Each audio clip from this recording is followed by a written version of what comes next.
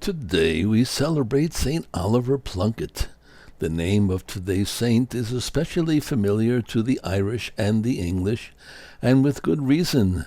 The English martyred Oliver Plunkett for defending the faith in his native Ireland during a period of severe persecution.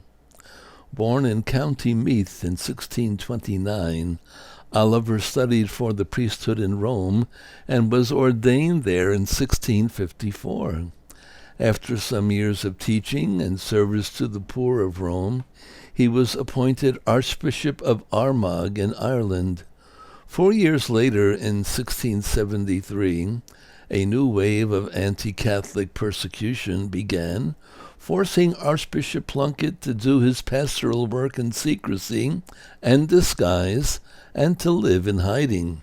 Meanwhile, many of his priests were sent into exile. Schools were closed. Church services had to be held in secret, and convents and seminaries were suppressed. As Archbishop, Plunkett was viewed as ultimately responsible for any rebellion or political activity among his parishioners. Archbishop Plunkett was arrested and imprisoned in Dublin Castle in 1679, but his trial was moved to London. After deliberating for 15 minutes, a jury found him guilty of fomenting revolt.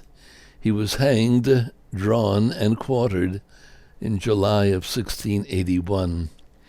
Pope Paul VI canonized Oliver Plunkett in 1975. Stories like that of Oliver Plunkett seem to fit history. Things like that don't happen today, is often our thought, but they do. False accusations, prejudice, anti-Catholic sentiments, racism, sexism, etc., are still an active reality in our day.